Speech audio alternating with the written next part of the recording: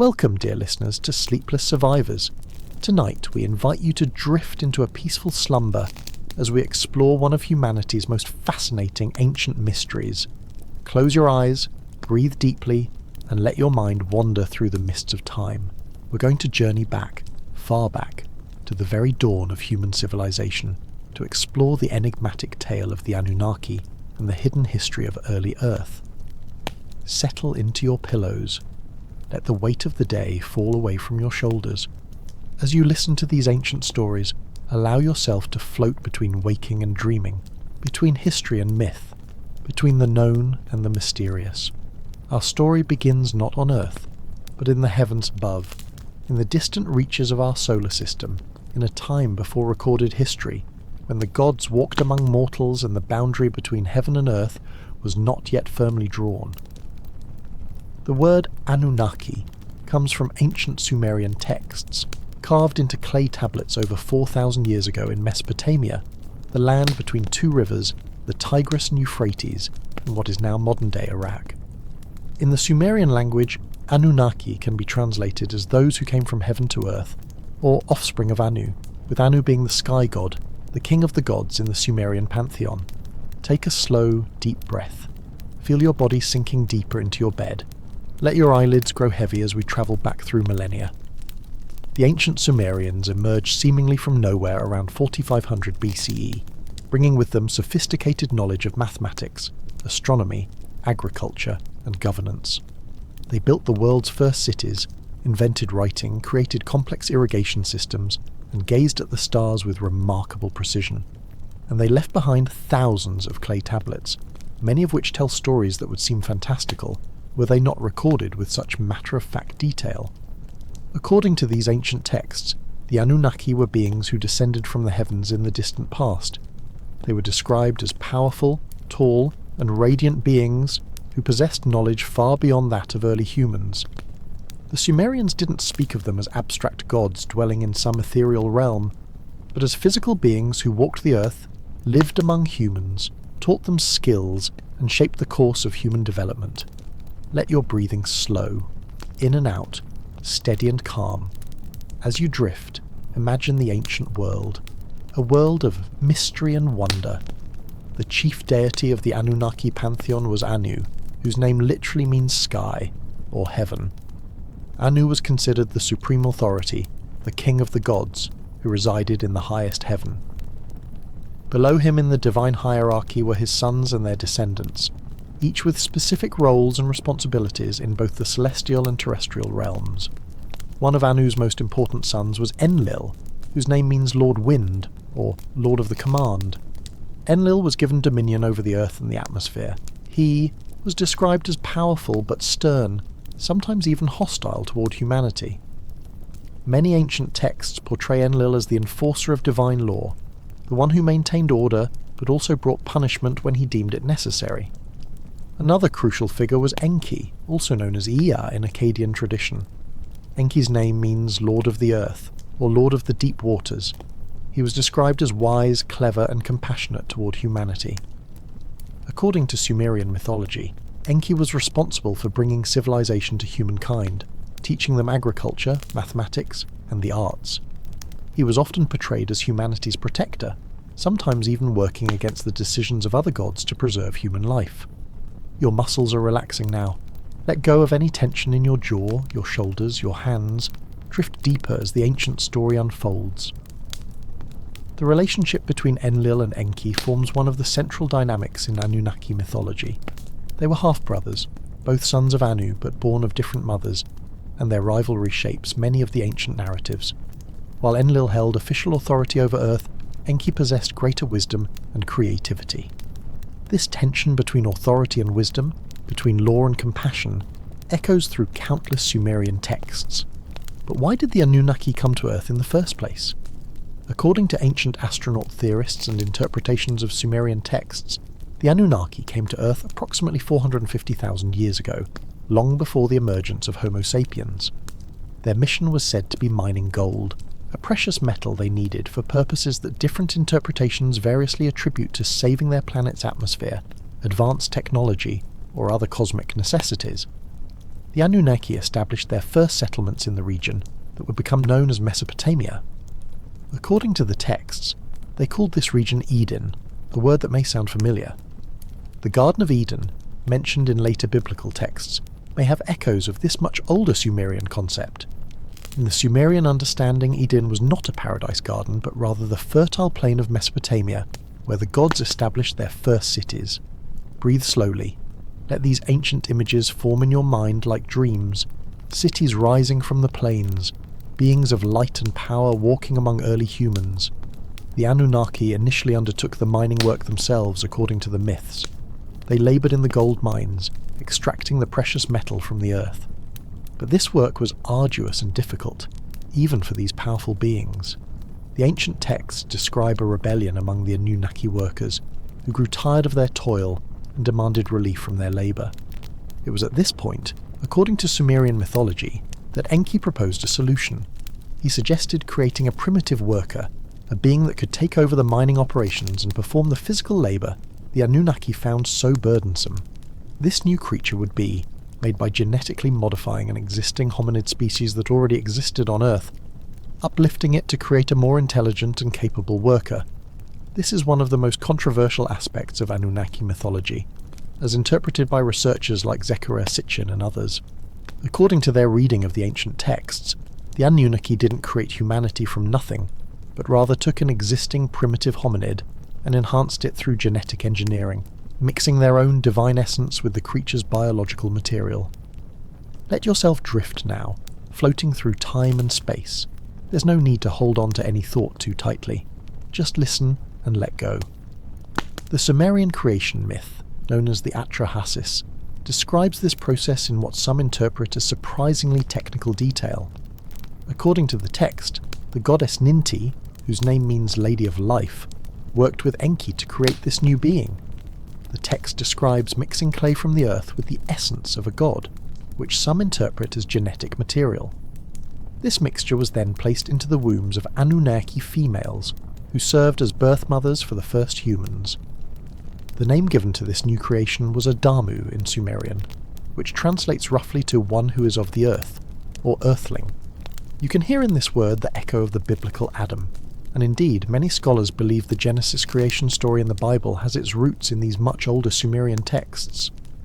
According to the mythology, these first humans were created to serve the gods, to work in the mines and fields, to build cities and temples. They were not initially meant to reproduce on their own.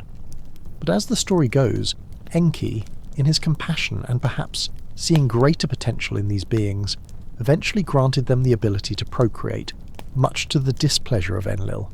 Your breathing is deep and steady now. Your body feels heavy, comfortable, safe. Let the story carry you deeper into rest. This creation of humanity, and the subsequent decision to grant them reproductive capability, set up one of the central conflicts in Anunnaki mythology. Enlil, the stern authority figure, was reportedly angered by this development. He had not approved of giving humans the ability to multiply, and as humanity began to spread and increase in number, his displeasure grew. The ancient texts describe how humans multiplied across the earth, filling the lands with their noise and activity. Enlil grew increasingly frustrated with these creatures, seeing them as a nuisance, while Enki continued to watch over them with affection and pride, like a father observing his children. The Sumerian king lists, another fascinating set of ancient documents, describe this early period in remarkable detail. These lists record the reigns of kings who ruled before a great flood, and they attribute impossibly long lifespans to these early rulers. Kings were said to have reigned for thousands, even tens of thousands of years. Conventional historians typically dismiss these numbers as mythological or symbolic, but proponents of alternative history interpretations suggest these long-lived rulers might have been the Anunnaki themselves, or perhaps early humans who benefited from the gods' advanced medical knowledge. Close your eyes if they're not already closed. Let the darkness behind your eyelids become a screen for ancient visions. The Anunnaki established several key cities in ancient Sumer, each serving as a centre of power and worship for different members of the pantheon. Eridu was said to be the first city, established by Enki, located near the shores of the Persian Gulf. Archaeological evidence confirms that Eridu is indeed one of the oldest cities in Mesopotamia, with settlements dating back to around 5400 BCE. Nippur was established as the cult centre of Enlil, the administrative capital of the Anunnaki presence on Earth. Uruk became a major city associated with the goddess Inanna, also known as Ishtar, who was described as the goddess of love, beauty and warfare. Each city had its own patron deity, its own ziggurats, those massive stepped pyramid temples that still capture our imagination today. These ziggurats are particularly interesting structures. The word ziggurat comes from the Akkadian word zikkuratu, meaning temple tower or mountain peak. These structures were essentially artificial mountains built in the flat Mesopotamian plain, with their peaks reaching toward the heavens. At the top of each ziggurat was a temple, a sacred chamber where, according to the ancient texts, the gods would descend from the heavens to communicate with their human servants. Feel yourself sinking deeper into your mattress with each breath, deeper into relaxation, deeper into the ancient past. The largest and most famous ziggurat was the Anunnaki in Babylon, which many scholars believe inspired the biblical story of the Tower of Babel. Its name in Sumerian translates to Temple of the Foundation of Heaven and Earth, suggesting it was seen as a cosmic axis, a connection point between the earthly and divine realms. But the Anunnaki were not merely interested in religion and worship. According to the ancient texts, they taught humanity numerous practical skills that jump-started human civilization. Enki in particular was credited as the great teacher and civilizer.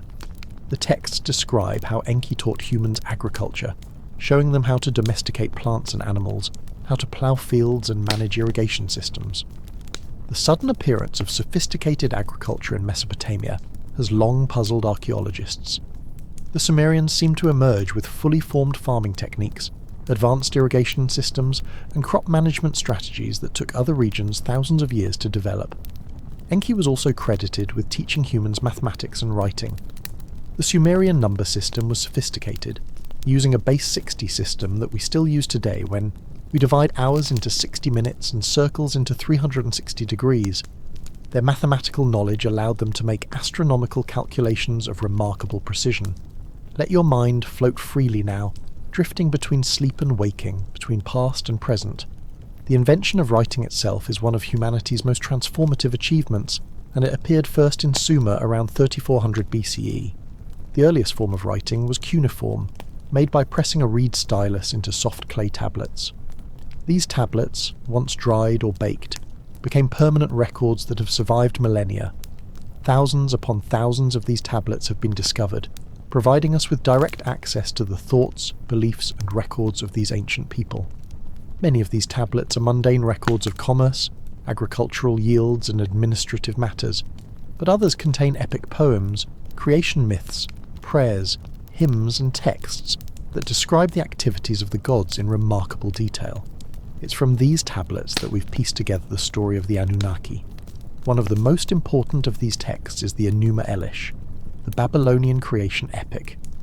This text, written on 7 clay tablets, describes the origins of the cosmos and the gods. It tells of Tiamat, the primordial goddess of the ocean, and her battle with Marduk, the hero god who eventually splits her body to create heaven and earth. Your thoughts are growing softer now, less defined, more dreamlike. This is natural. This is good.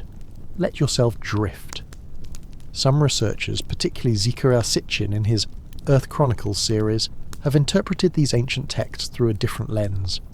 Sitchin, a controversial figure in alternative archaeology, spent decades translating and interpreting Sumerian texts.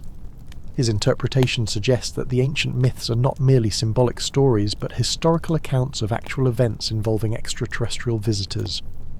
According to Sitchin's interpretation, the Anunnaki came from a planet called Nibiru, a massive world with a long elliptical orbit that brings it into the inner solar system only once every 600 years. Sitchin identified Nibiru with Marduk in the creation myths, suggesting that the story of Marduk splitting Tiamat represents a cosmic collision that occurred during the formation of our solar system. In this interpretation, Tiamat was a larger planet that once existed where the asteroid belt now lies.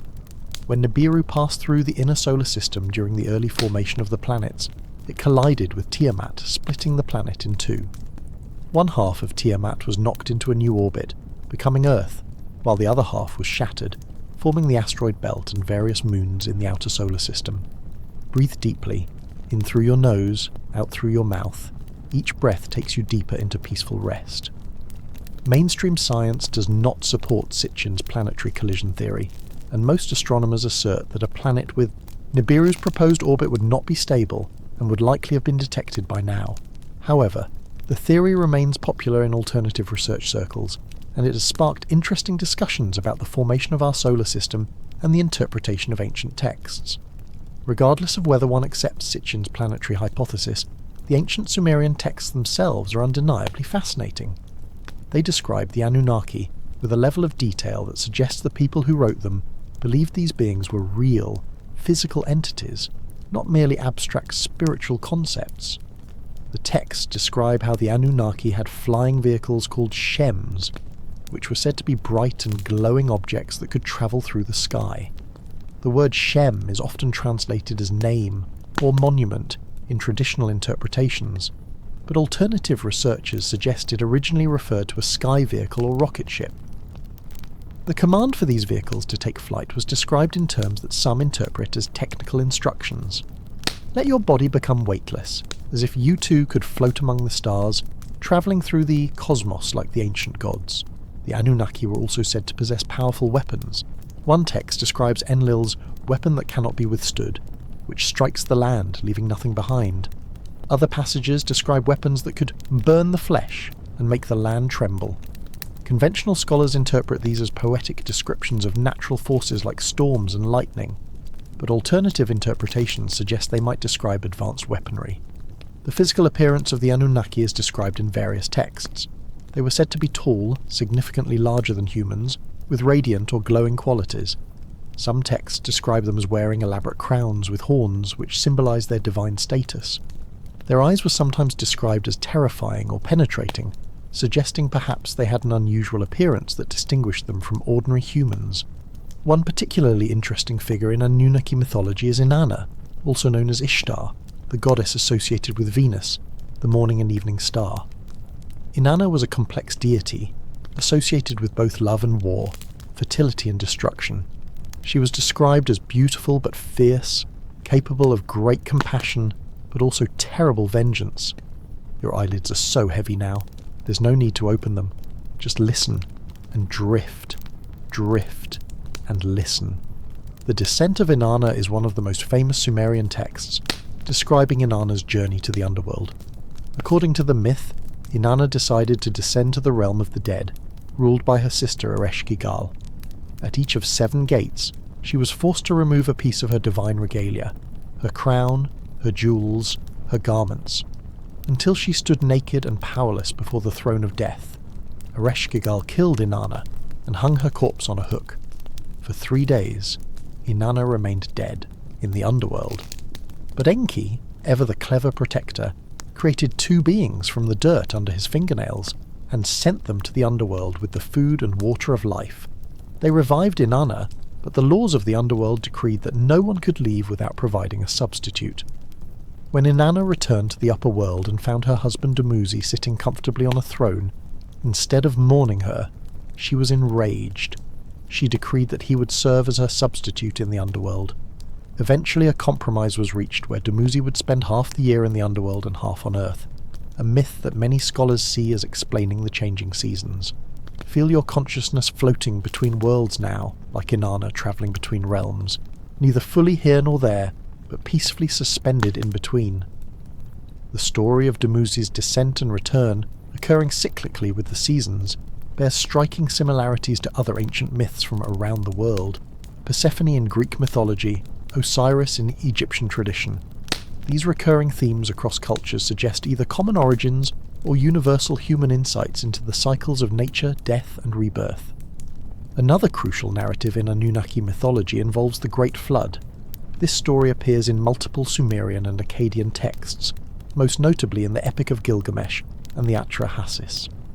According to these accounts, the god Enlil grew so frustrated with the noise and multiplication of humanity that he decided to destroy them all with a great flood. But Enki, true to his role as humanity's protector, could not bear to see his creation completely destroyed. In secret, he warned a righteous man named Utnapishtim, in the Gilgamesh version, or Atrahasis, in the earlier text, about the coming disaster. Enki instructed this man to build a great boat, sealed with pitch, and to bring aboard his family along with animals and seeds to preserve life. Your breathing is so slow and peaceful now, like gentle waves lapping at a shore, in and out, steady and calm. When the flood came, it was described in terrifying terms. The texts say the storms were so fierce that even the gods themselves were frightened by what they had unleashed. The waters covered the earth for days, drowning all life. The gods, watching from their heavenly abode, reportedly regretted their decision and wept at the destruction they had caused. When the waters finally receded, the boat came to rest on a mountaintop. Utnapishtim sent out birds to test whether the waters had receded enough for them to disembark. First a dove, which returned, then a swallow, which also returned. Finally a raven, which did not return, signalling that dry land was available once more. The parallels to the biblical story of Noah's Ark are unmistakable. Indeed, the Sumerian flood narratives predate the biblical account by at least 1,000 years. Many scholars believe the Genesis flood story was directly inspired by these earlier Mesopotamian myths, passed down through cultural exchange and eventually incorporated into Hebrew tradition. When Enlil discovered that humans had survived, he was initially angry, but Enki defended his actions. Eventually, a compromise was reached. Humanity would be allowed to continue existing, but measures would be implemented to prevent them from becoming too numerous or powerful again. According to some interpretations, this is when human lifespans were dramatically shortened and various hardships were introduced into human life. Disease, difficult childbirth, the need for constant labour to keep humanity in check. Let go of any remaining tension. Your jaw relaxes, your hands unfold, your feet grow heavy and warm, everything is peaceful. The Epic of Gilgamesh, perhaps the oldest surviving work of great literature, provides one of our richest sources for understanding ancient Mesopotamian views on mortality, friendship, and the relationship between humans and gods. Gilgamesh was described as 2/3 god and 1/3 human, born from the union of the goddess Ninsun and a human king. This hybrid nature gave him extraordinary strength and abilities, but also left him with a mortal lifespan. The epic tells how Gilgamesh, initially a harsh and arrogant king, was transformed by his friendship with Enkidu, a wild man created by the gods to be his equal. Together they undertook great adventures, including a journey to slay Humbaba, the guardian of the cedar forest, and defeating the bull of heaven sent by the goddess Ishtar. But when Enkidu died, Gilgamesh was devastated. Confronted with mortality for the first time, he became obsessed with finding immortality. His quest led him to Utnapishtim, the survivor of the Great Flood, who had been granted eternal life by the gods. Gilgamesh travelled to the edge of the world, crossed the waters of death, and finally reached the Immortal One. Your thoughts drift like clouds now, forming and dissolving without effort or concern. This is perfect. This is rest. Utnapishtim told Gilgamesh the story of the flood, and explained that his immortality was a unique gift, granted because of his exceptional role in preserving life. He challenged Gilgamesh to stay awake for 6 days and 7 nights, arguing that if he could not even conquer sleep, how could he hope to conquer death? Gilgamesh failed, falling asleep almost immediately. Taking pity on him, Utnapishtim told Gilgamesh about a plant growing at the bottom of the ocean that could restore youth. Gilgamesh dove deep, retrieved the plant and began his journey home, planning to use it to rejuvenate the elderly in his city. But while he bathed in a pool, a serpent smelled the plant's fragrance, stole it, and ate it, shedding its skin and becoming young again in the process. Gilgamesh returned to Uruk empty-handed, having learned that immortality was not meant for mortals, but he found consolation in the enduring works he had created, the great walls of Uruk, the temples, the gardens. These would outlast his mortal body and preserve his name for generations to come. And indeed, over 4,000 years later, we still speak his name, so perhaps he achieved a kind of immortality after all. Sleep is close now, so close. The boundary between waking and dreams grows thin and permeable. You cross it without effort, back and forth, suspended in perfect peace. The relationship between the Anunnaki gods and human women is another recurring theme in ancient texts. Several passages describe how the sons of the gods found human women beautiful and took them as wives. The offspring of these unions were said to be the Nephilim, giants or mighty warriors, beings of extraordinary power and stature. This theme appears not only in Sumerian texts but also in the biblical book of Genesis, in the enigmatic passage that states, "The sons of God saw that the daughters of humans were beautiful, and they married any of them they chose." The Nephilim were on the earth in those days, and also afterward, when the sons of God went to the daughters of humans and had children by them. They were the heroes of old, men of renown. This passage has puzzled biblical scholars for centuries. Who were these sons of God? Where did the giants come from? The connection to earlier Sumerian texts suggests a shared tradition of stories about the gods interbreeding with humans to create hybrid offspring of great power. Your muscles have forgotten how to hold tension. Everything is soft, relaxed, at ease.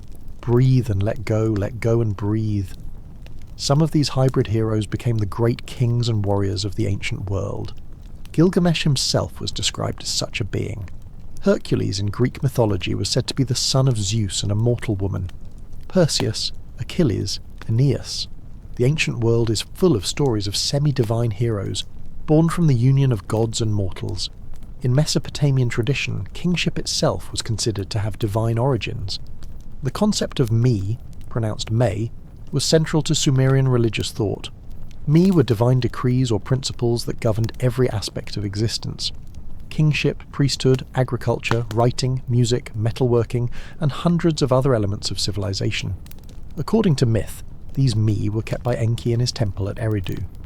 One famous myth describes how the goddess Inanna travelled to Eridu and got Enki drunk at a feast. In his intoxicated state, he gifted her many of the me, which she quickly loaded onto her boat and fled back to Uruk before he could sober up and change his mind. When Enki realised what had happened, he sent demons to pursue her and reclaim the me, but Inanna managed to fend them off, and successfully brought civilization's gifts to her city. This charming story reflects deeper truths about how the ancient Mesopotamians viewed civilization, not as something invented by humans through gradual progress, but as divine knowledge that had to be acquired from the gods. You're drifting now through ancient streets, past ziggurats rising toward the stars, through markets filled with the sounds of languages lost to time. It's all a dream, peaceful and distant. The Anunnaki Council was said to consist of 7 judges or decision-makers who determined the fate of both gods and humans. These 7 were sometimes called the Anunnaki of the underworld, suggesting they had roles in determining life, death, and destiny. The number 7 appears repeatedly in Mesopotamian mythology. 7 gates to the underworld, 7 tablets of destiny, 7 sages who brought civilization before the flood. These 7 sages, called the Apkallu in Akkadian tradition, were described as semi-divine beings sent by Enki to teach humanity before the Great Flood. They were sometimes depicted as fishmen, or as human figures with fish cloaks, perhaps representing their emergence from the waters or their connection to Enki, god of the freshwater depths. After the flood, their knowledge had to be rediscovered or relearned by humanity. The Tablets of Destiny, or Tablet of Destinies, was an object of immense power in Mesopotamian mythology. Whoever possessed this tablet held supreme authority, as it granted the power to decree fate itself. Various myths tell of different gods obtaining or stealing this tablet, with each transfer of ownership representing a shift in cosmic power. Everything is distant now. The present moment fades. You exist in a timeless space, floating in the void between stars, between moments, between thoughts. The ziggurat temples were designed as cosmic mountains, bridges between earth and heaven. Their construction followed precise mathematical and astronomical principles. Many were aligned to celestial events, the rising of certain stars, the movements of planets, the cycles of the moon. The Sumerians were extraordinary astronomers, tracking the movements of celestial bodies with remarkable precision thousands of years before the invention of telescopes. They identified the 5 visible planets, Mercury, Venus, Mars, Jupiter and Saturn, and associated each with different gods. Venus was Inanna, the brightest object in the sky after the sun and moon. Jupiter was Marduk, the king of the gods in later Babylonian tradition. Saturn was associated with Ninurta, the god of war and hunting. Mars was Nergal, god of plague and the underworld. Mercury was Nabu, god of wisdom and writing. The Mesopotamians developed a sophisticated calendar based on lunar cycles, with months beginning at the new moon. They recognised that 12 lunar months fell slightly short of a solar year, so they periodically added an extra month to keep their calendar aligned with the seasons. This understanding of astronomical cycles allowed them to predict eclipses and other celestial events with impressive accuracy. Your heartbeat is slow and steady, a gentle rhythm that rocks you like waves, carrying you deeper into tranquil darkness.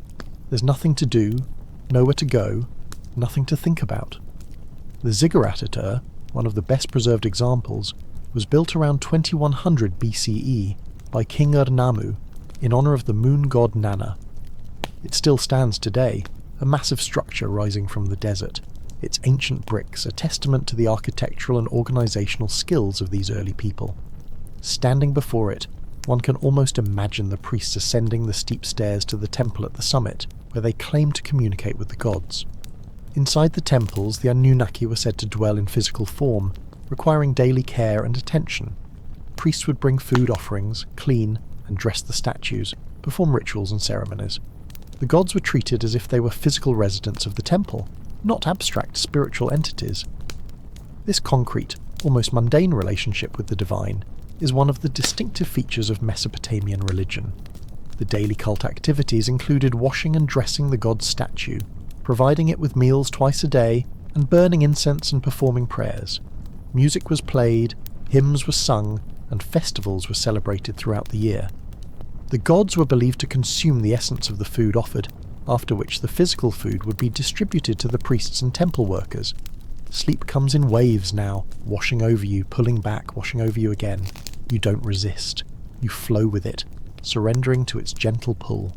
One of the most intriguing aspects of Anunnaki mythology is the concept of divine hierarchy and bureaucracy. The gods were organised into a complex administrative structure, with roles, responsibilities and jurisdictions clearly defined. This mirrors the human societies that worshipped them, which were themselves highly organised with complex legal codes and governmental structures. The Code of Hammurabi, dating from around 1750 BCE in Babylon, is one of the oldest and most complete written legal codes in existence. Its 282 laws cover everything from property rights to family relationships to criminal punishment. The code begins with a prologue stating that the gods chose Hammurabi to bring justice to the land, once again illustrating the perceived divine origins of human civilization and governance. The laws themselves are pragmatic and detailed, covering scenarios like, if a man put out the eye of another man, his eye shall be put out. If anyone bring an accusation against a man, and the accused go to the river and leap into the river, if he sink in the river, his accuser shall take possession of his house. But if the river prove that the accused is not guilty, and he escape unhurt, then he who had brought the accusation shall be put to death, while he who leaped into the river shall take possession of the house that had belonged to his accuser. Your conscious mind is fading now, giving way to the unconscious realm where dreams are born, colours swirl, behind your closed eyelids, shapes form and dissolve. This concept of trial by ordeal, letting divine forces determine guilt or innocence, reflects the belief that the gods were actively involved in human affairs, aware of truth and falsehood, ready to intervene in matters of justice. The river itself was considered divine, a manifestation of God's judgment. The pantheon of Anunnaki gods was extensive, with hundreds of deities recognised in various cities and time periods. Ninhursag, also known as Ninmah, was a mother goddess associated with childbirth and fertility. She was said to have worked with Enki in creating humanity. Utu, the sun god, was associated with justice and truth, as the sun sees all and illuminates what is hidden in darkness. Ereshkigal, queen of the underworld, ruled over the realm of the dead, a dark and dreary place where the spirits of the deceased dwelt in shadow, eating dust and clay. Unlike later concepts of heaven and hell with moral judgment and reward or punishment, the Mesopotamian underworld was simply where all dead went, regardless of how they lived. It was a place of neither torture nor bliss, but of diminished existence, a pale shadow of life. You're sinking through layers of consciousness now, through the waking world, through the hypnagogic threshold, toward the deep ocean of sleep where dreams swim like ancient fish. Nergal, god of plague, war, and death, was Ereshkigal's husband, having descended to the underworld and eventually taken his place as its king beside her. Their union symbolised the connection between destruction and death, war, and the underworld. In times of plague or catastrophe, Nergal was invoked, sometimes in supplication, sometimes in acknowledgement of his terrible power. Shamash, the Akkadian name for Utu the sun god, was particularly important in legal and judicial contexts. Hammurabi's famous law code is depicted on a stele showing Shamash handing the laws to the king, emphasizing divine sanction for human justice. Every day, Shamash was said to traverse the sky in his solar chariot, observing all human activity, making him the perfect patron deity for justice and fair dealing. The ancient Mesopotamians had a complex understanding of time itself. They developed the concept of the zodiac, dividing the sky into 12 sections corresponding to the 12 months of their calendar. This zodiacal system, still used in astrology today, was based on careful observations of which constellations the sun appeared to move through during each month of the year. Let the ancient names wash over you like a lullaby. Inanna, Enlil, Enki, Anu. They're sounds now, not meanings. Vibrations that soothe and comfort, like a mother's voice singing a child to sleep. The Mesopotamians also developed a sophisticated mathematical system. Using a sexagesimal, base 60 number system, they could perform complex calculations. They understood concepts of place value. They could calculate square roots, solve quadratic equations, and work with geometric principles. Clay tablets have been discovered containing multiplication tables, reciprocal tables, and even what appear to be exercises for students learning mathematics. One particularly fascinating tablet, known as Plimpton 322, dates from around 1800 BCE and contains a table of Pythagorean triples, sets of 3 numbers that satisfy the Pythagorean theorem. This suggests the Babylonians understood this mathematical principle over 1,000 years before Pythagoras lived. Such discoveries continually remind us that ancient peoples were far more sophisticated in their knowledge than popular stereotypes of primitive civilization suggest. The question that lingers throughout all of this is, how? How did the Sumerians emerge with such advanced knowledge? How did they develop writing, mathematics, astronomy, agriculture, and complex social organizations seemingly all at once? Conventional archaeology attributes this to gradual cultural development, the accumulation of knowledge over generations, and the favorable conditions of Mesopotamian geography. You're barely here anymore. The physical world has released you. You float free, unbounded by body or time, drifting through the cosmic ocean where consciousness dissolves into universal dream. But the Sumerians themselves told a different story. They insisted, repeatedly and clearly in their text, that civilization was given to them by the gods. The Anunnaki taught them writing, showed them how to cultivate crops, instructed them in the arts of metalworking and construction. The Sumerians didn't claim to have invented these things through their own ingenuity. They credited the gods. Mainstream archaeology doesn't accept the ancient astronaut interpretation of these texts.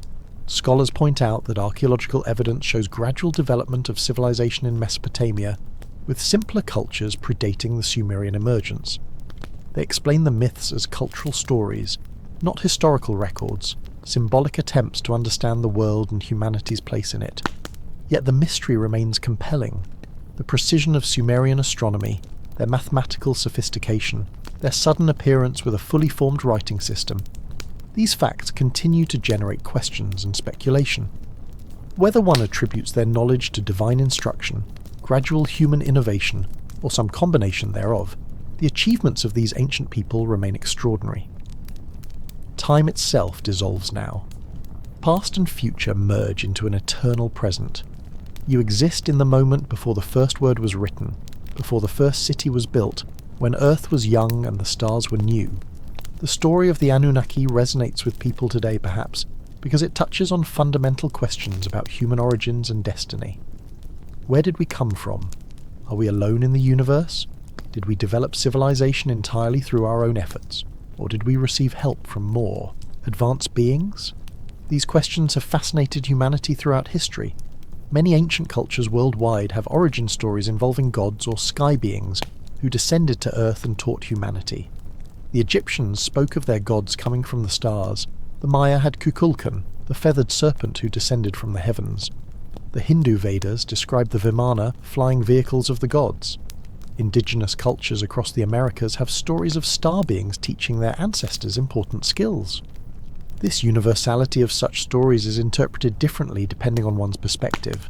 Skeptics suggest these are simply common mythological patterns, the human imagination working in similar ways across cultures to explain the mysterious.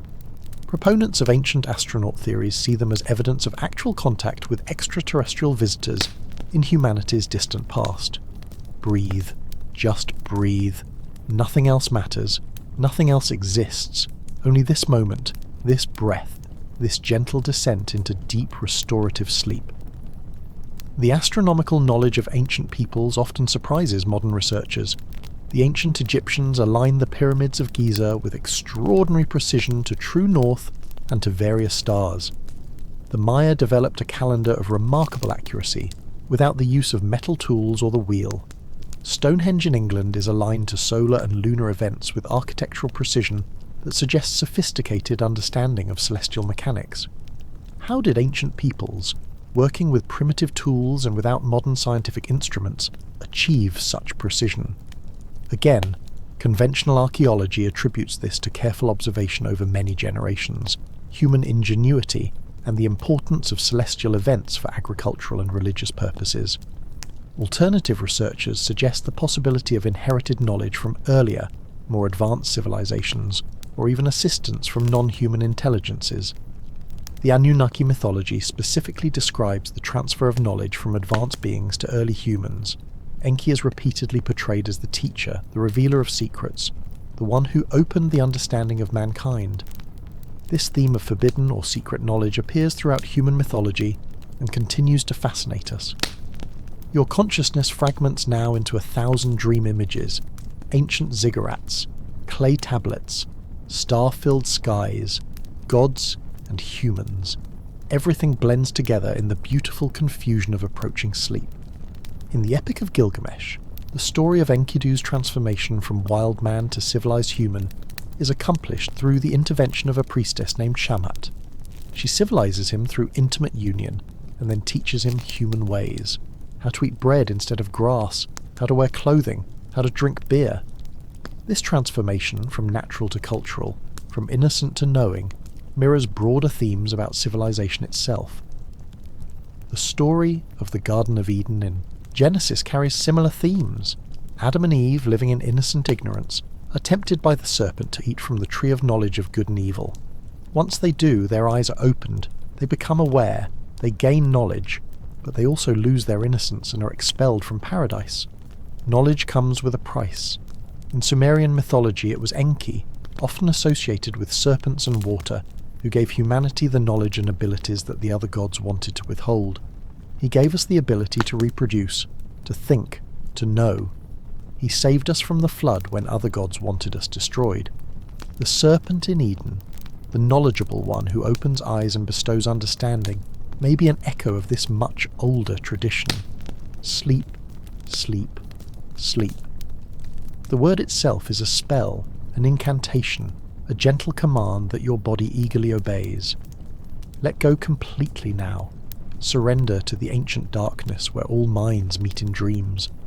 The concept of humanity as a created species designed for a purpose appears in many traditions, but the Sumerian version is particularly explicit about the genetic engineering aspect, the mixing of divine essence with earthly clay, the use of goddess wombs as incubators, the specific naming of the geneticist goddess Ninti. These details have struck some researchers as unusually technical for ancient mythology. Zecharia Sitchin's interpretation of the Sumerian texts, published in his book series The Earth Chronicles, brought these ideas to popular attention in the late 20th century.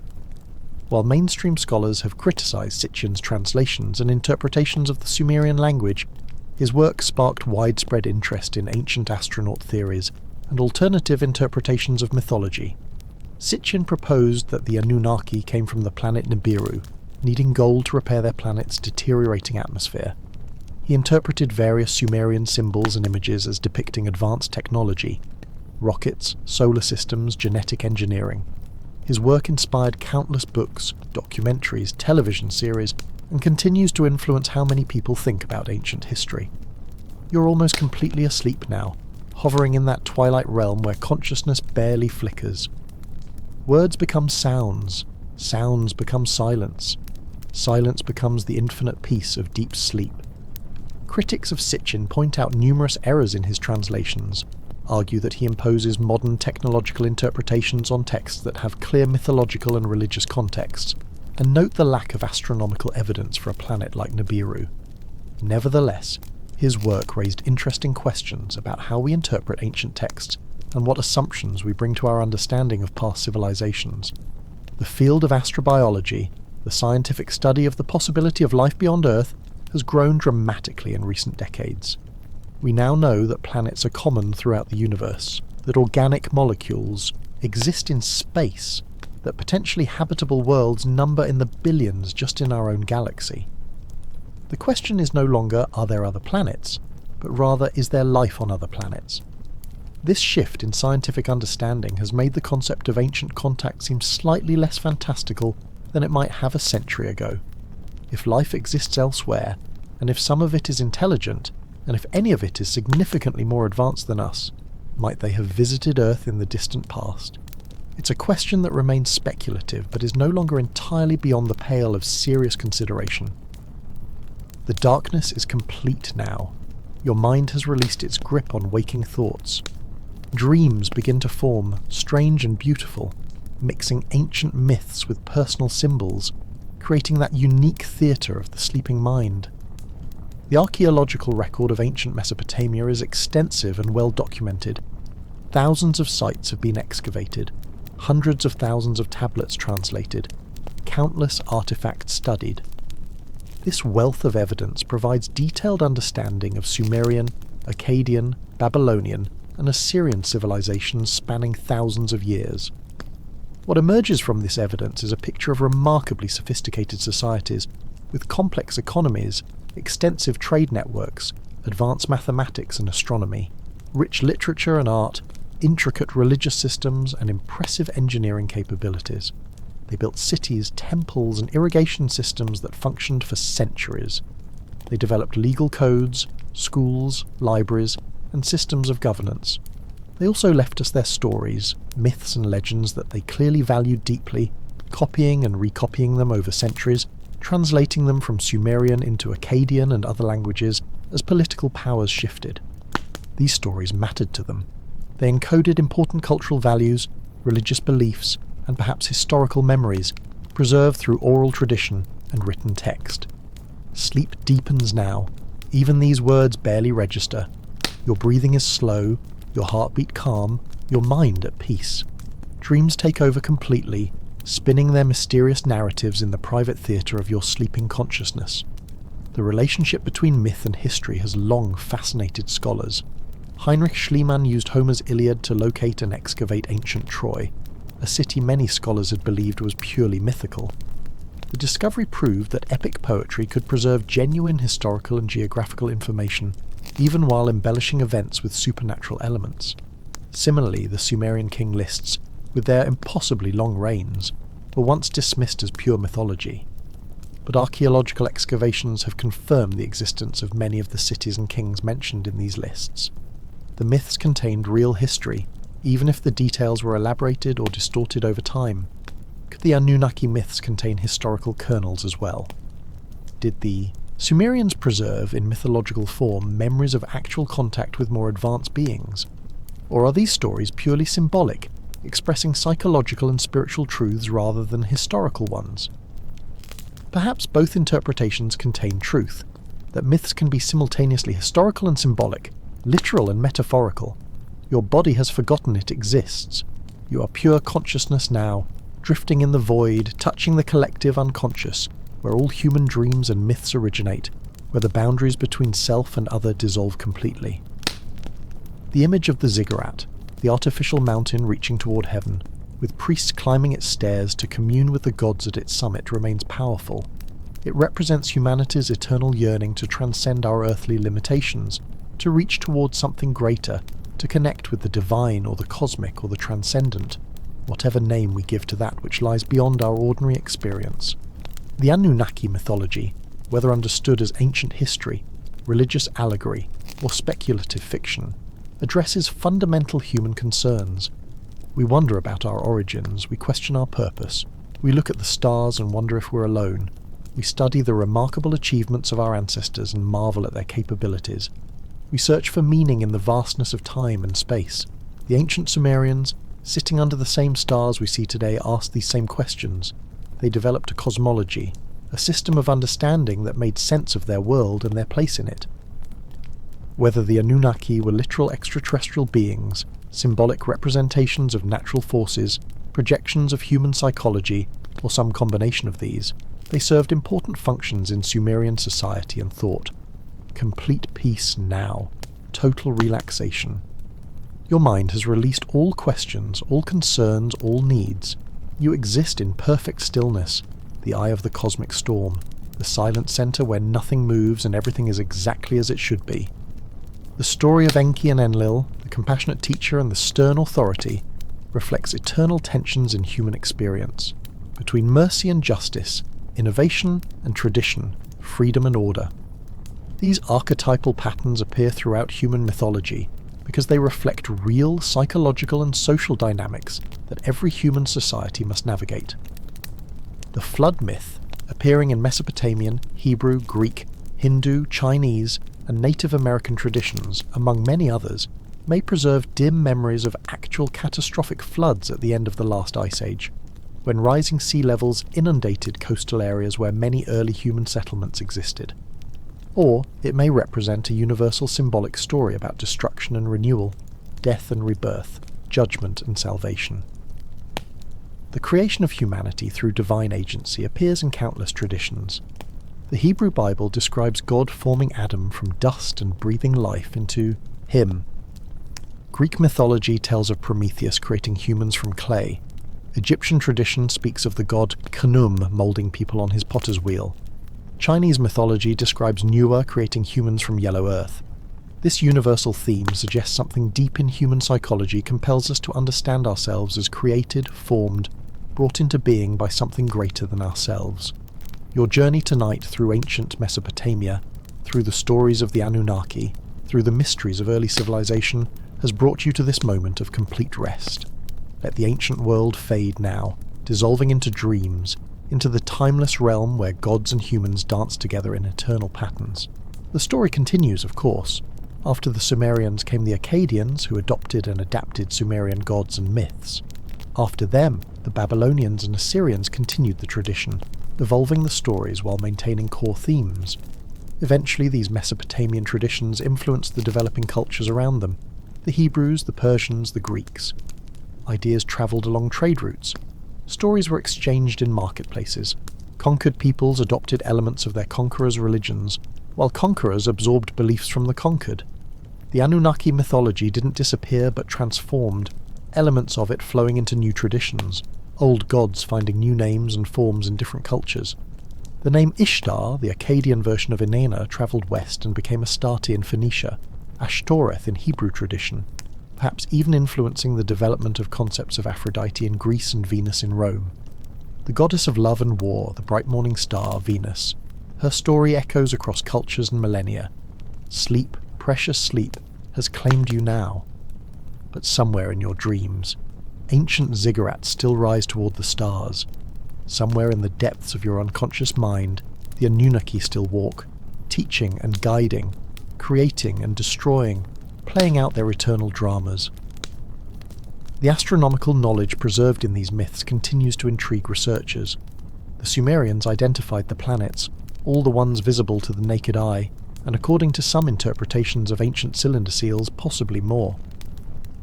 One famous Sumerian cylinder seal, labelled VA243 in museum catalogues, shows what Sitchin and others interpret as a sun surrounded by 11 planets, which would be accurate if you count our Sun, the 8 planets, plus Pluto, plus a hypothetical additional planet like Nibiru. Mainstream scholars interpret the same image differently, suggesting it shows stars or other symbolic elements, not a literal solar system diagram. This disagreement illustrates a broader challenge in interpreting ancient art and texts. Without the cultural context and understanding that the original creators and audience possessed, we must reconstruct meaning, and different researchers may reach different conclusions based on the same evidence. The precession of the equinoxes, a slow wobble in Earth's axis that causes the position of stars to shift over thousands of years, was known to ancient astronomers. This sophisticated understanding required observations maintained over many generations. The fact that ancient peoples tracked such long-term celestial changes demonstrates remarkable dedication to astronomical study. Your dreams take you now to ancient observatories, to priests watching the stars night after night, recording their movements on clay tablets, preserving knowledge across generations. You see the heavens wheeling overhead, eternal and unchanging, yet slowly shifting over the centuries. The ziggurat at Babylon, the Anunnaki, the temple of the foundation of heaven and earth, was described in ancient texts as reaching 300 feet high, a massive structure that dominated the city skyline. Alexander the Great, when he conquered Babylon in 331 BCE, planned to rebuild this ancient wonder, but he died before the project could be completed. The ziggurat's ruins remained until the building was gradually dismantled, its bricks reused for other construction projects over the centuries. Today, only the foundation remains, but archaeological surveys have confirmed its massive scale and precise construction. The ancient builders moved millions of bricks, each one made from local clay, dried or baked, then carefully laid according to architectural plans of impressive sophistication. The labour required was immense, requiring organisational capabilities that speak to advanced administrative systems. The city of Babylon itself, at its height under King Nebuchadnezzar the Coup around 600 BCE, was one of the wonders of the ancient world. Its massive walls, glazed with brilliant blue tiles decorated with golden lions and dragons, enclosed temples, palaces, gardens and homes for perhaps 200,000 people. The famous hanging gardens, if they existed as described, would have been a remarkable feat of irrigation engineering, bringing lush greenery to the arid Mesopotamian landscape. Deeper still into sleep you go, beyond dreams now, into the formless void where consciousness rests completely, where the self dissolves, where peace is absolute and time has no meaning. Here there are no stories, no questions, no seeking, only the profound rest that restores body, mind and spirit. The cuneiform tablets continue to yield secrets. Scholars still work to translate and interpret texts that have lain buried for millennia. Each new translation adds to our understanding of these ancient peoples, their daily lives, their concerns, their beliefs, their hopes and fears. We learn what they ate for breakfast, how they conducted business, what prayers they offered, what songs they sang. One touching cuneiform tablet from ancient Sumer is a lullaby, perhaps the oldest surviving lullaby in the world, over 4,000 years old. A mother singing to her child, soothing the baby to sleep, asking, blessings from the gods for her little one. Across the vast gulf of time we hear that voice, and we recognise ourselves in her love, her care, her hope for her child's peaceful rest. The dawn comes slowly to ancient Mesopotamia, golden light spreading across the flat plains, illuminating the ziggurats that rise like mountains from the desert. But you need not wake yet. Continue drifting, floating through the centuries, through the endless stories that humanity has told itself about its origins and its gods. Let us go deeper now into the mythology of the Anunnaki, exploring the intricate web of relationships, conflicts and cosmic dramas that the ancient Sumerians recorded with such careful detail. Let your breathing remain slow and steady as we journey further into this ancient world. The Anunnaki pantheon was not a simple hierarchy, but a complex family tree stretching across generations of divine beings. At the very top sat Anu, the Skyfather, whose name was synonymous with heaven itself. But even Anu had origins in the cosmogony of the ancient texts. Before Anu, there were primordial beings, forces of chaos and creation that predated the organised cosmos.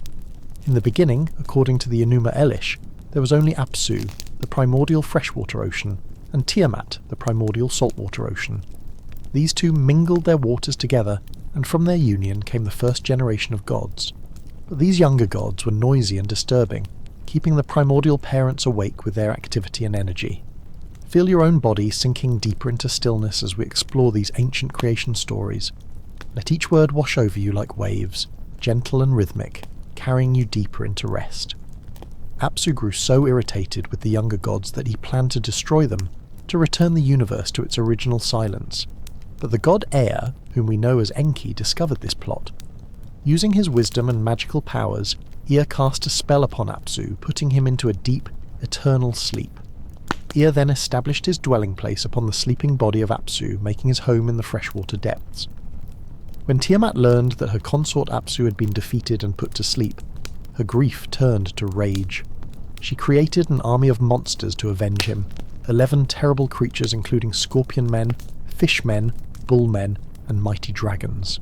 She elevated one of the gods, Kingu, to be her consort and general, giving him the Tablet of Destinies to wear upon his chest as a symbol of supreme authority. The younger gods were terrified of Tiamat and her monstrous army. None of them felt powerful enough to face her.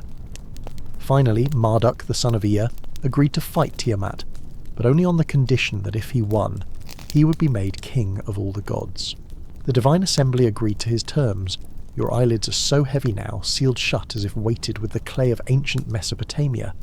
Your limbs are impossibly heavy, sinking through the mattress, through the floor, through the earth itself. Marduk prepared for battle.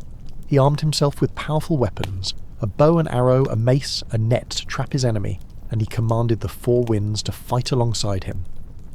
When Tiamat opened her great jaws to swallow him, Marduk sent the winds howling into her mouth, inflating her body. Then he shot an arrow deep into her belly, piercing her heart and killing her. With Tiamat defeated, Marduk split her massive corpse in 2, like splitting a fish for drying. From one half he created the Dome of Heaven, setting it up with bars and guards to ensure the upper waters did not escape. From the other half he created the earth. He established the courses of the celestial bodies, creating the calendar and the measurement of time. Marduk then turned to Kingu, who had worn the Tablet of Destinies. He stripped Kingu of the tablet, taking it for himself, thus confirming his position as king of the gods. But what to do with King? The gods decided to execute him, and from his blood, mixed with clay, they created humanity to serve the gods and perform the labour that the divine beings no longer wished to do themselves. This creation story, violent and primal, speaks to ancient understandings of cosmic order emerging from chaos, of younger generations overthrowing older ones, of the universe itself being formed from the body of a slain deity. It's a story of conflict and resolution, of the establishment of hierarchy and order. Breathe in the ancient air of Mesopotamia. Smell the clay and the river water. Feel the heat of the sun on mud brick walls.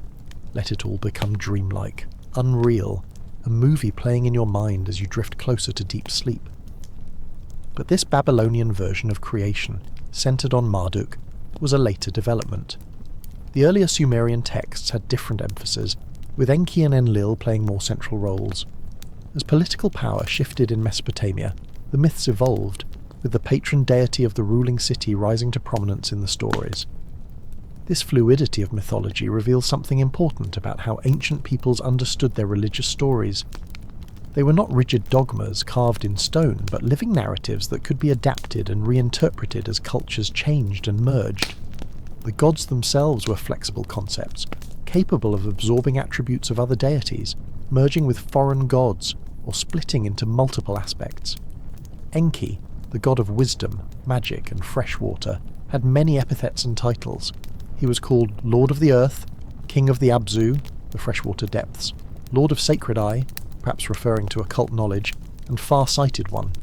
His symbol was often 2 serpents intertwined, which some researchers note bears striking resemblance to the caduceus or even the double helix of DNA. Let your muscles release all tension. Your face softens, your shoulders drop, your hands unfold. Every part of your body relaxes completely as we journey deeper into the ancient stories. Enki's temple at Eridu, the Abzu temple, was said to be connected to the freshwater ocean beneath the earth. The ancients believed that underground, beneath the solid ground, there existed a vast ocean of fresh water, the source of springs, wells, and rivers. This wasn't entirely wrong, as we now know about aquifers and groundwater systems. Enki, dwelling in these depths, controlled the life-giving fresh water that made agriculture and civilization possible in the arid Mesopotamian climate. One of Enki's most important roles was as the creator and protector of humanity. Numerous texts describe him intervening to save humans from the wrath of other gods, teaching them essential skills, or granting them knowledge. He was portrayed as clever, sometimes even trickster-like, finding ways around the decrees of more powerful gods in order to help humanity. In one myth, Enlil decreed that humans should not have certain knowledge, the secrets of divination and prophecy. but Enki, in his wisdom, found a way around this prohibition. He taught these arts to selected priests and priestesses in secret, establishing the practices that would allow humans to communicate with the divine and glimpse the future. The practice of divination was taken very seriously in ancient Mesopotamia. Priests would interpret omens from the flight patterns of birds, the shapes of oil poured on water, the appearance of sheep livers, the movements of celestial bodies, and countless other signs. They kept extensive libraries of omen texts, catalogues describing what various signs meant and what they predicted. Your consciousness flickers like a candle flame in a gentle breeze, barely present, mostly elsewhere, dancing on the border between here and there, between now and then, between waking and sleeping. One extensive collection of omen texts, called the Enuma Anu Enlil, focused on celestial omens. This series of tablets, eventually totaling over 7,000 omens, represented the accumulated astronomical knowledge of Mesopotamian civilization. It described what various planetary positions, lunar phases, eclipses, and other celestial phenomena meant for the fate of kings, nations, and the world. For example, one entry might read, "If the moon is eclipsed in the month of Abu, and the eclipse begins in the south and clears in the north, the king of Elam will die and the king of Akkad will seize his throne." Whether these predictions were accurate or not, the system represented a sophisticated attempt to find order and meaning in celestial patterns, to connect the movements of the heavens with events on Earth. This practice of celestial divination, or astrology, spread from Mesopotamia throughout the ancient world, influencing Egyptian, Greek, Roman, Indian, and eventually European and Islamic traditions. The 12 signs of the zodiac, yet the association of planets with gods and their attributes, the concept of birth charts and horoscopes, all of these have their origins in Mesopotamian astrological practice. Float now through the night sky of ancient Babylon, where priests on ziggurat tops track the wandering stars, recording their positions on clay tablets that will survive for thousands of years, preserving their knowledge for civilizations yet unborn. The planet Venus, associated with the goddess Inanna, Ishtar, was particularly important in Mesopotamian astronomy and astrology. Venus is unusual because it can appear as both a morning star and an evening star, rising before the sun or setting after it. The ancient astronomers tracked the Venus cycles with great precision, noting an 8-year pattern after which Venus returns to the same position in the sky. The Amisardaga tablet, a Venus tablet from the Old Babylonian period, records observations of Venus over a 21-year period, noting when the planet appeared and disappeared, whether as morning or evening star, and what omens these appearances portended. The precision of these observations has allowed modern astronomers to use them to help establish chronological dates for Babylonian history. Inanna herself was a complex and fascinating deity. Unlike many ancient goddesses who were primarily associated with fertility, motherhood, and domestic matters, Inanna was a warrior goddess, a deity of political power, a goddess of both sacred sexuality and violent warfare. She was described as fierce, proud, powerful, and sometimes capricious. Your heartbeat is slow and steady, a distant drum beating in an ancient temple, marking time in a way that means nothing to your deeply relaxed body. Thump, thump, thump, each beat carrying you deeper. One of the most striking stories about Inanna describes her descent to the underworld, a myth we touched on earlier, but which deserves deeper exploration. Inanna decided to attend the funeral of the Bull of Heaven in the underworld, ruled by her sister Ereshkigal. But descending to the land of the dead was dangerous, even for a goddess. Before departing, Inanna instructed her servant Ninjubur to raise an alarm if she did not return within 3 days. She adorned herself in all her divine regalia, 7 pieces of divine power, the crown of heaven, the measuring line and rod, the lapis lazuli beads, the twin stones, the gold ring, the breastplate, and the royal robe. At each of the 7 gates to the underworld, the gatekeeper demanded that she remove 1 piece of her divine power. "This is the way of the underworld," he told her. No exceptions are made, not even for the Queen of Heaven. Reluctantly, Inanna removed each piece, arriving at the throne of Ereshkigal naked and powerless. Ereshkigal and the 7 judges of the underworld fixed Inanna with the eye of death. She turned into a corpse and was hung on a hook on the wall. For 3 days and 3 nights, Inanna remained dead in the underworld. Let go of everything now. Release your grip on consciousness. Become like Inanna. suspended between life and death, in that liminal space where transformation occurs. Let yourself hang in the darkness, peaceful and still. Meanwhile, Ninshubur carried out Inanna's instructions, going to the temples of the great gods to beg for help. Enlil and Nanna refused, saying Inanna had brought this upon herself by descending to the underworld, but Enki, ever compassionate and clever, agreed to help.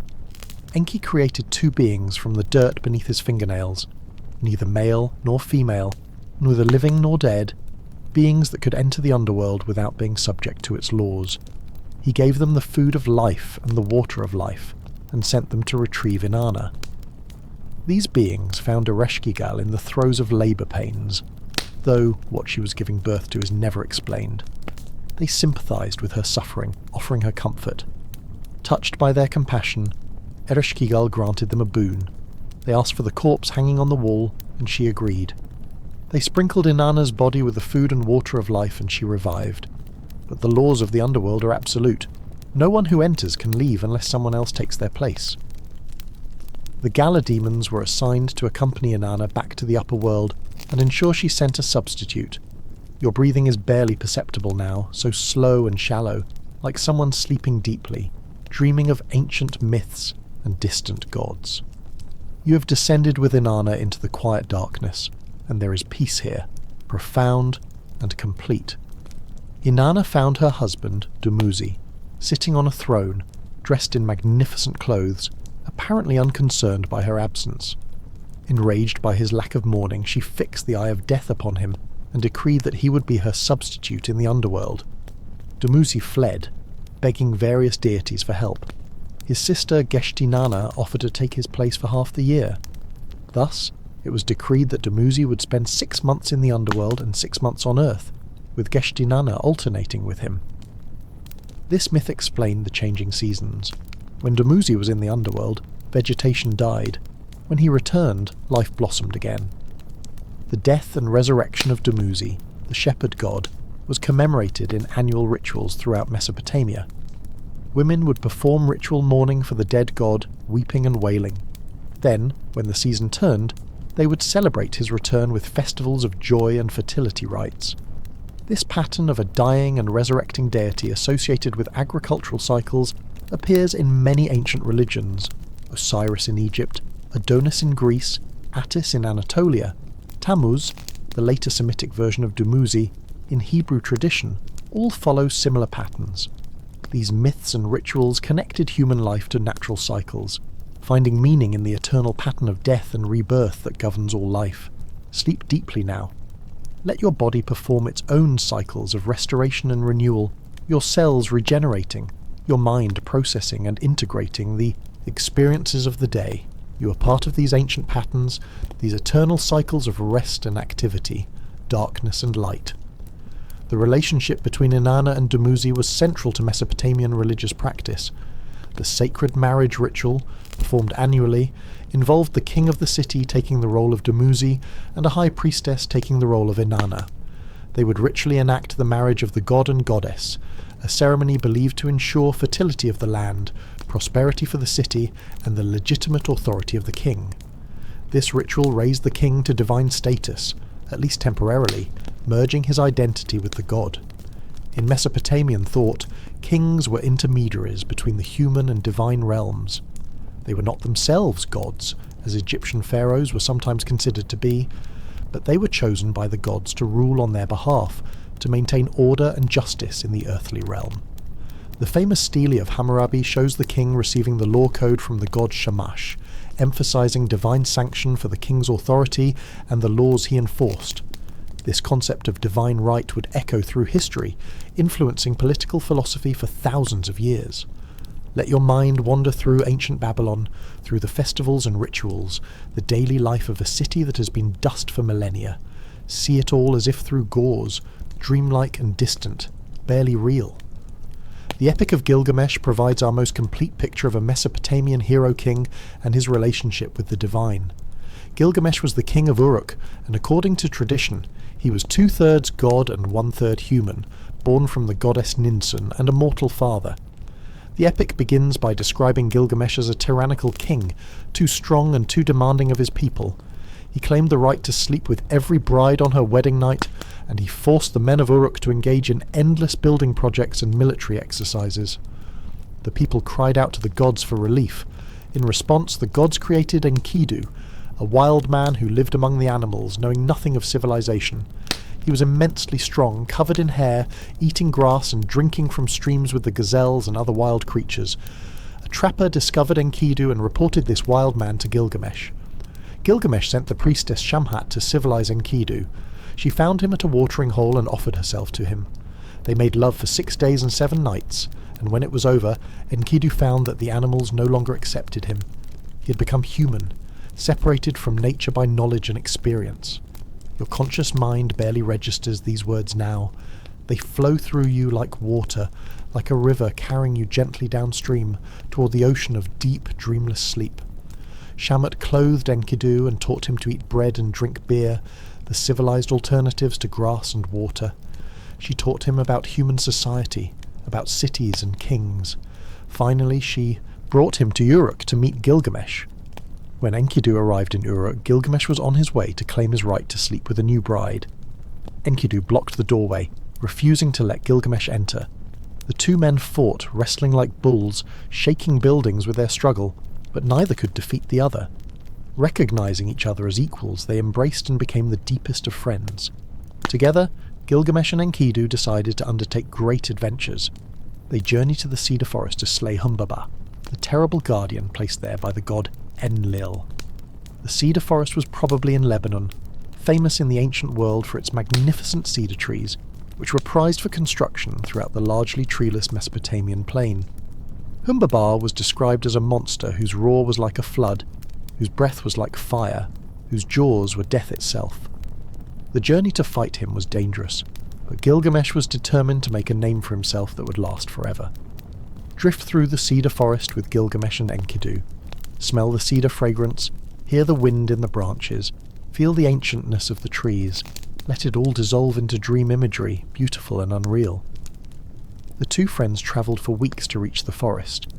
Along the way, Gilgamesh had disturbing dreams, which Enkidu interpreted as positive omens. When they finally encountered Humbaba, the monster begged for mercy, but Enkidu convinced Gilgamesh to kill him, saying that mercy towards such a creature would be seen as the weakness by the gods.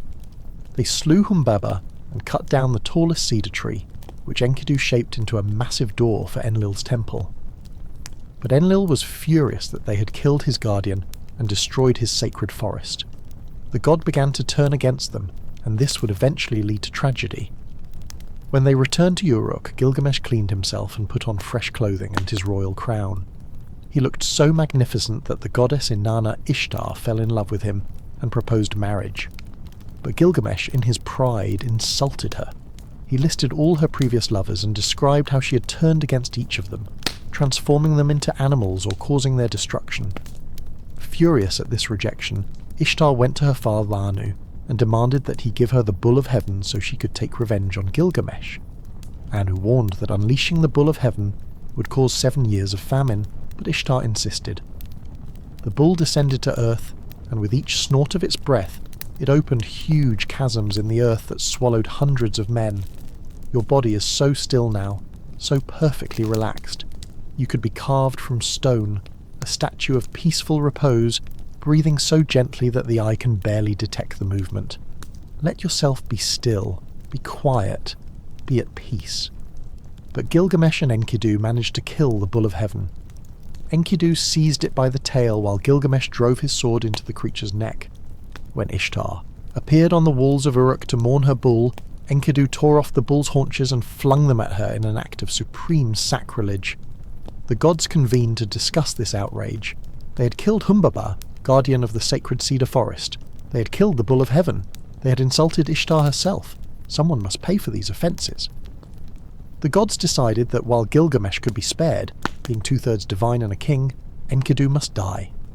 Enkidu fell ill, suffering for 12 days while Gilgamesh watched helplessly. On his deathbed, Enkidu at first cursed everyone who had brought him from his animal life to civilization. The trapper, the priestess Shamhat, even Gilgamesh himself. But Shamash the sun god reminded Enkidu of all the joys he had experienced as a civilized man. friendship, love, honour, rich food and fine clothing. Enkidu then blessed those he had cursed and accepted his fate. When Enkidu died, Gilgamesh was devastated.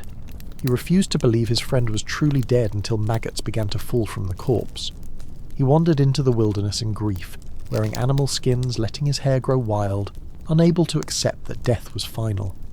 Tears might run down your sleeping face as you dream of Gilgamesh's grief, ancient sorrow echoing across millennia, the universal human pain of losing someone beloved.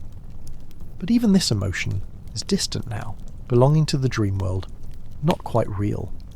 Gilgamesh decided that he would find immortal life and cheat death. He journeyed to find Utnapishtim, the one mortal who had been granted eternal life after surviving the Great Flood.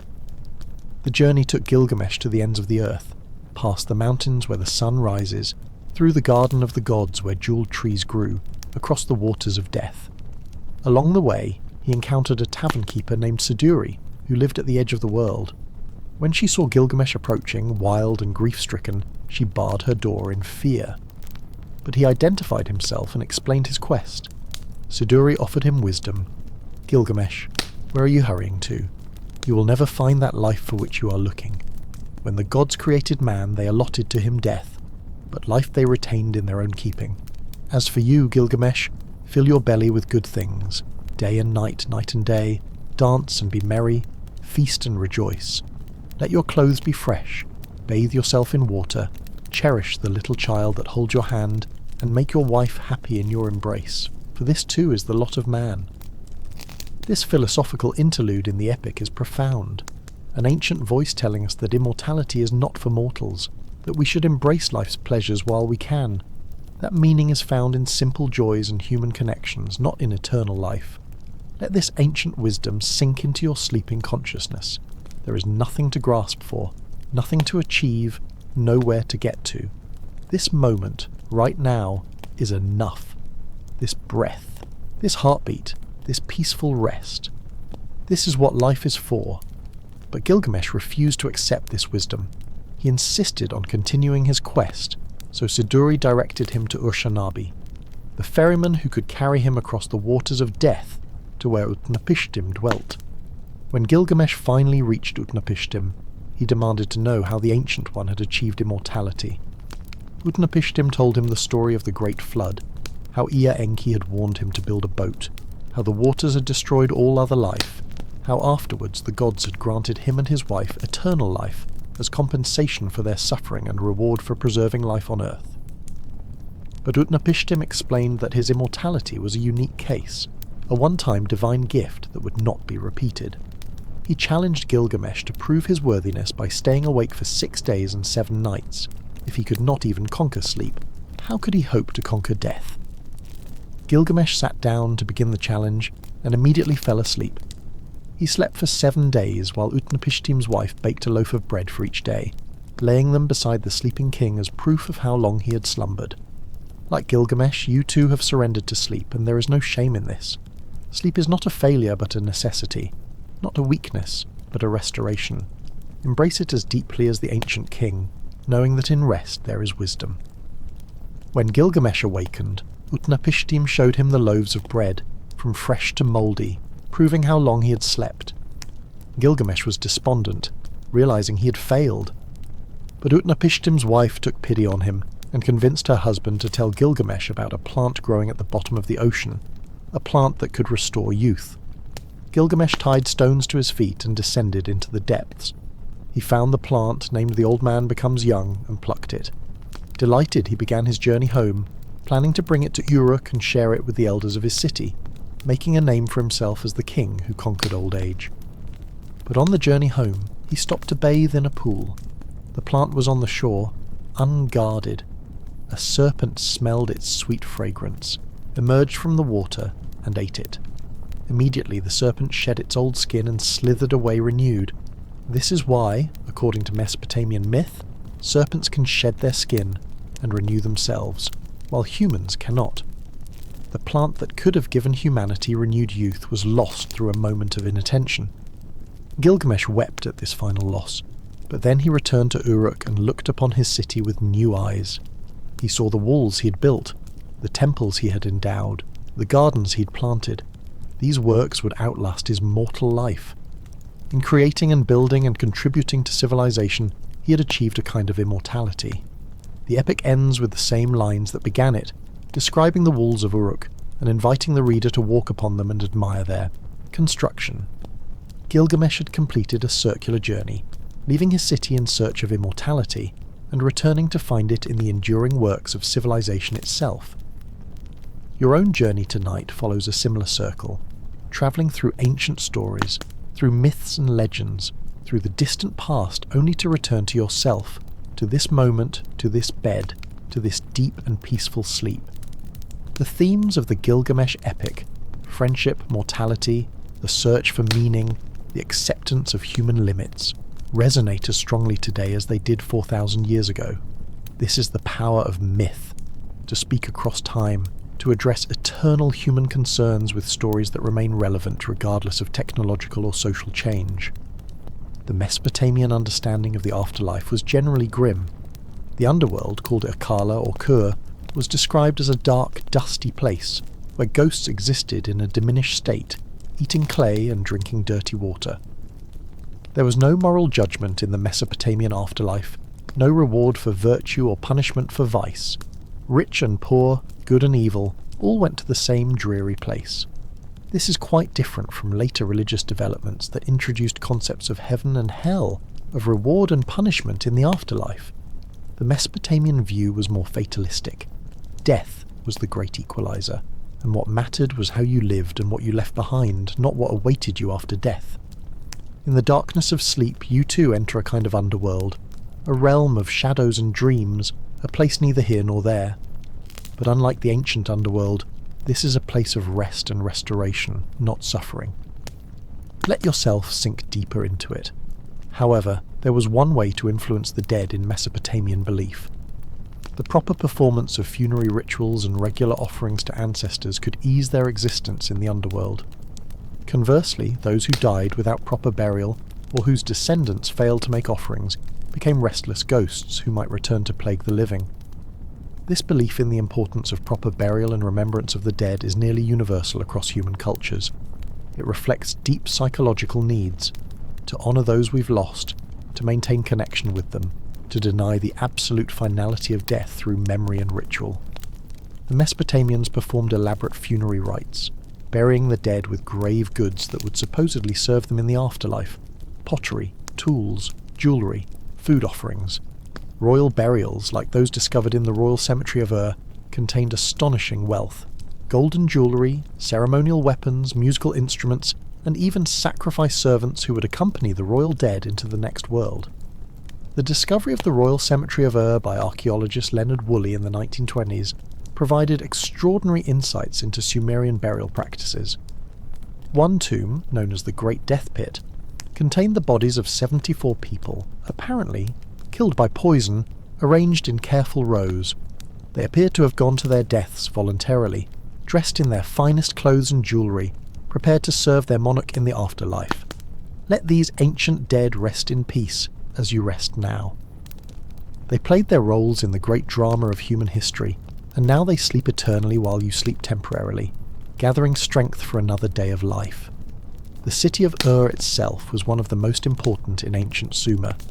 It was the home city of the moon god Nana, and its great ziggurat still stands today, partially restored, a testament to Sumerian architectural skill. The ziggurat of Ur was built around 2100 BCE by King Ur-Nammu, with 3 massive terraces rising to a height of about 70 feet, topped by a temple to the moon god. Ur-Nammu was one of the great kings of the Neo-Sumerian period, and he created one of the earliest law codes we know of, predating Hammurabi's more famous code by about 300 years. The laws of Ur-Nammu are significant because they relied primarily on fines and compensation rather than physical punishment. If a man commits murder, that man must be killed, was one of the harsher provisions, but most laws prescribed monetary compensation for injuries and wrongs. This suggests a relatively sophisticated legal system, where proportional justice and economic compensation were preferred over purely retributive punishment. The code recognized different social classes and valued their lives and rights differently. reflecting the hierarchical nature of Mesopotamian society, but it also established clear standards of justice that applied across society. Your breathing is so slow now, each breath taking longer than the last, as if you're forgetting how to breathe, but your body remembers, maintains the rhythm, keeps you alive while you drift in unconsciousness. The moon god Nana, also known as Sin in Akkadian tradition, was particularly important in Mesopotamian religion. The moon was more significant than the sun in Mesopotamian thought, perhaps because its phases provided a more obvious unit for measuring time, or because its light was gentler and more beneficial in the hot climate, or because its cycles aligned with women's menstrual cycles, linking it to fertility. Nana was described as an old man with a long beard the colour of lapis lazuli, riding across the night sky in a boat. The crescent moon was seen as his boat, the full moon as the completion of his monthly journey. He was associated with wisdom, divination, and the measurement of time. The city of Haran, in what is now southern Turkey, was another major cult centre of the moon god. Abraham, the biblical patriarch, supposedly came from Ur and stayed for a time in Haran before travelling to Canaan. This connection between the biblical narratives and historical Mesopotamian cities and gods is intriguing to scholars studying the origins of Hebrew religion. Many elements of the biblical book of Genesis show clear parallels to Mesopotamian myths and traditions. The creation story, the flood narrative, the Tower of Babel, even elements of the Abraham story, all have Mesopotamian precedents. This doesn't diminish the biblical texts, but rather illuminates their historical context and shows how cultures exchange and transform stories over time. Float now between cultures, between religions, between different human attempts to understand the cosmos and our place in it. All rivers flow to the same ocean, all stories speak of similar truths, all humans sleep and dream and wonder about the meaning of existence. The Tower of Babel story in Genesis describes humanity speaking a single language and working together to build a tower reaching to heaven. God, seeing this, confused their language so they could no longer understand each other, and scattered them across the earth. The tower was left unfinished. This story is generally interpreted as an etiology, an explanatory myth accounting for the diversity of human languages and cultures. But it's also clearly based on the ziggurats of Mesopotamia, those massive tower temples that dominated the landscape of ancient cities. The Anunnaki, the great ziggurat of Babylon, was likely the specific inspiration for the biblical story. The name Babel in the Hebrew text is connected to the verb to confuse, but it's also clearly related to Babylon, Babilu in Akkadian, meaning Gate of God. The biblical author was drawing on actual Mesopotamian structures and concepts, but reinterpreting them through a Hebrew religious lens. This process of cultural transmission and transformation is fascinating. Stories travel along trade routes, myths are adopted and adapted by different peoples, gods merge or split or change names as cultures interact. The result is a rich tapestry of interconnected mythologies that span the ancient Near East and beyond. Your dreams now weave their own tapestries, pulling threads from your memories, your experiences, the stories you've heard tonight, creating unique combinations that only you will ever see, shown in a private theatre for an audience of one unconscious mind. The goddess Ninhursag, also known as Ninmah or Nintu, was another crucial figure in the Anunnaki pantheon. She was a mother goddess, associated with childbirth, fertility, and the creation of life. In the Atrahasis creation myth, she worked alongside Enki to create humanity, mixing clay with the blood of a slain god to form the first humans. Ninhursag's symbol was the Omega symbol, O, which some researchers connect to modern representations of the uterus and ovaries. She was called the mother of all children, the lady who gives birth, the one who forms the human infant in the womb. In one myth, Enki and Ninhursag had a complex romantic entanglement involving multiple generations. Enki and Ninhursag had a complex romantic entanglement involving multiple generations. Enki impregnated Ninhursag, who gave birth to a daughter. Enki then impregnated the daughter, who gave birth to another daughter, and so on, until at last Ninhursag, enraged by Enki's excesses, cursed him with death. Enki's body began to fail, his ribs, his jaw, his organs, all afflicted by divine punishment. But when the other gods begged Ninhursag to relent, she returned to Enki's side, sat beside him, and healed each ailing part of his body. For each afflicted part she created a healing goddess, bringing him back to life through compassion and creation.